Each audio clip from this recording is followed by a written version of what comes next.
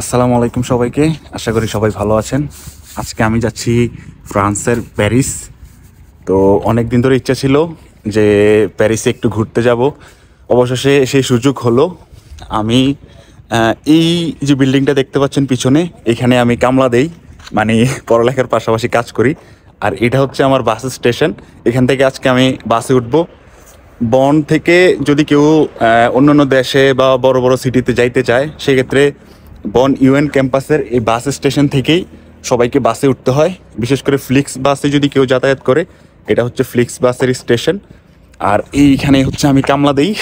তো মোটামুটি কাছাকাছি, আমি প্রায় 25 থেকে 30 মিনিট আগে চলে আসছি।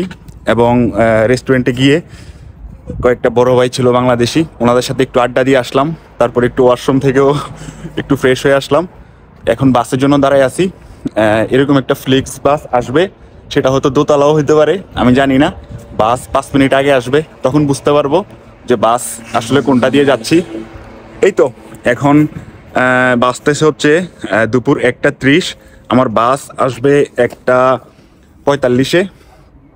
তো আমার হয়তো ফ্রান্সে যাইতে যাইতে ফ্রান্সে হয়তো ঢুকে যাব 2-3 ঘন্টার মধ্যে, কিন্তু প্যারিস গিয়ে পৌঁছাইতে আমার হয়তো 6 থেকে সাড়ে 6 ঘন্টা লাগবে। মানে রাত 8টা 45-এ আমি গিয়ে পৌঁছাবো এখান থেকে। এ হচ্ছে বিষয়। তো দেখতে থাকুন, প্যারিস যাচ্ছি, খুবই এক্সাইটেড।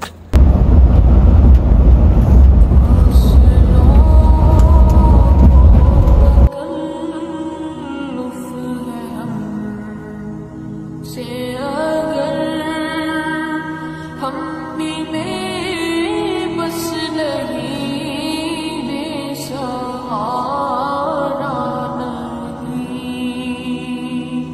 खुद उन्हीं को पुकारेंगे हम दूर से। প্রায় 6.5 ঘন্টা জার্নি করে এখন এসে ফ্রান্সে নামলাম। এখন রাত 9টা বাজতেছে, কিন্তু এখানে প্রায় সূর্য ডুবে এখন 8:30টার পর। তো এখন প্রায় মোটামুটি 9টা বাজতেছে। এই আধা ঘন্টা আগেই সূর্য ডুবলো। তো বাস স্টেশনে আসি এখন। আমি আমার খালাতো বোনের বাসায় যাব। জানি না কিভাবে কি করতে হবে, টিকিট কাটবো, তারপরে ট্রাম বা বাসে করে যাব। তো দেখা হবে, দেখি বাসা পর্যন্ত ঠিক মতো পৌঁছাইতে পারি কিনা। একটা বাস স্টেশনে দাঁড়াই আছি এখন।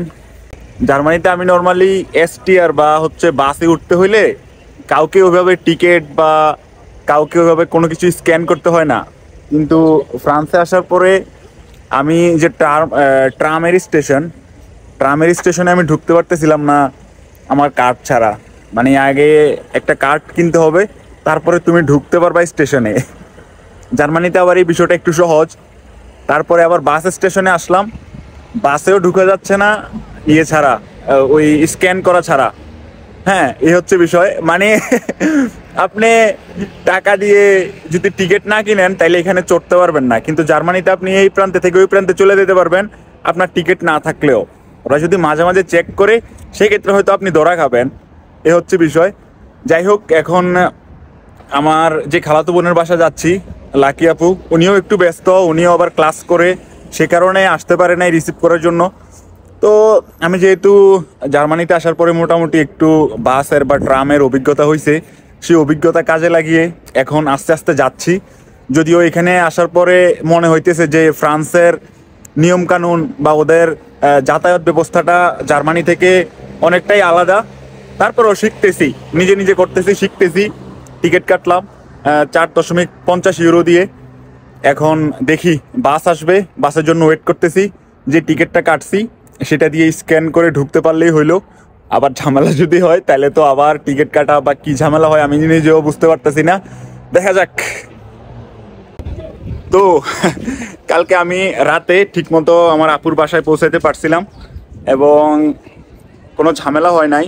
নতুন কিছু বিষয় এক্সপ্লোর করতে পারছি, সেটা হচ্ছে বিষয়। ওদের টিকিট কাটার সিস্টেম, তারপরে ওদের বাসে ওঠার সিস্টেম জার্মানি থেকে অনেকটাই আলাদা।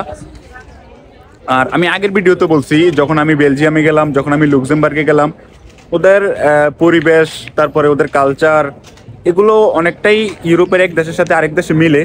কিন্তু কিছু কিছু সিস্টেমে ওদের একটু পার্থক্য। আবার রুলস রেগুলেশনেও একটু পার্থক্য।